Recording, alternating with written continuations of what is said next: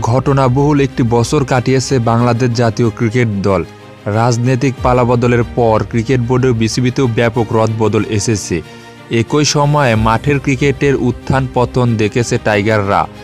ওয়ানডেতে পতনের বছরে তারা টেস্টে হোয়াইট ওয়াশ করেছে পাকিস্তানকে আর টি-20তে ওয়েস্ট ইন্ডিজকে। ক্রিকেটারদেরও ব্যক্তিগত পারফরমেন্স বেশ ওঠানামা দেখা যায় 2024 সালে।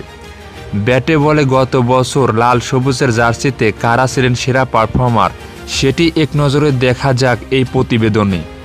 সেরা ব্যাটার পুরুষ। টেস্টে মেহেদী হাসান মিরাজ 614 রান করছে, তার গড় 38। আর মমিনুল হক আছে মেহেদী হাসানের পরের স্থানে দ্বিতীয় নম্বরে, তিনি রান করছে 529, তার গড় 31।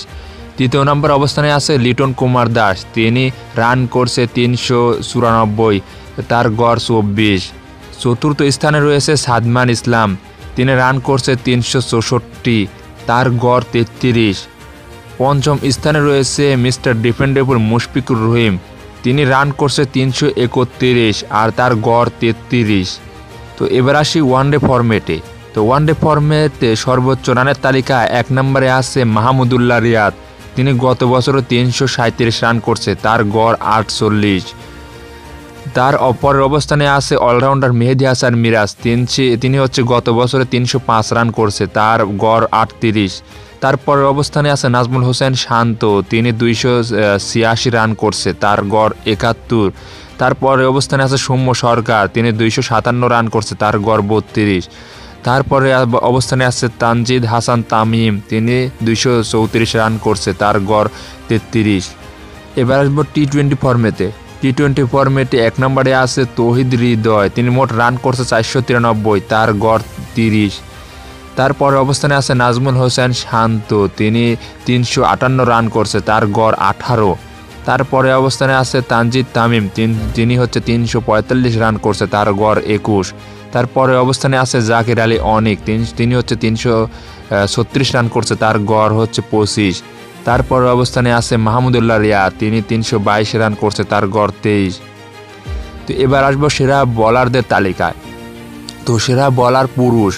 টেস্টে মেহেদী হাসান মিরাজ 31 উইকেট নিয়েছে 3.4 ইকোনমিতে।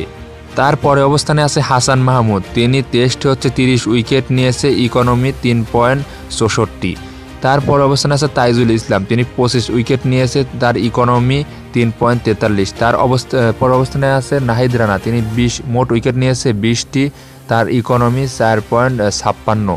তারপর অবস্থানে আছে তাসকিন আহমেদ, তিনি মোট উইকেট নিয়েছে 19টি, তার ইকোনমি 3.18। এবার আসবো ওয়ানডে ফরম্যাটে। তো ওয়ানডে ফরম্যাটে সবথেকে বেশি উইকেট নিয়েছে তাসকিন আহমেদ, তিনি মোট উইকেট নিয়েছে 14।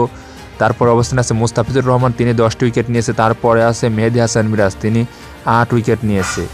তো এবার আসবো টি-20 ফরম্যাটে। তো টি-20 ফরম্যাটে সবথেকে বেশি উইকেট নিয়েছে লেগ স্পিনার রিশাদ হোসেন, তিনি 35 উইকেট নিয়েছে, তার ইকোনমি 8.1। তারপর অবস্থানে আছে তাসকিন আহমেদ, তিনি 30 উইকেট নিয়েছে, তার ইকোনমি 6.98।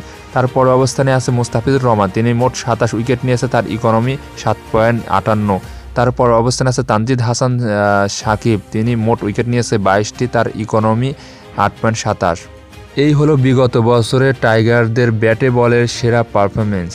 তো আজকের এই ভিডিওটি এ পর্যন্তই। পরবর্তী খেলাধুলার আপডেট জানতে অবশ্যই আমাদের এই কিক ভিডিও স্পোর্টস চ্যানেলটি সাবস্ক্রাইব করে পাশেই থাকবেন। ধন্যবাদ সবাইকে।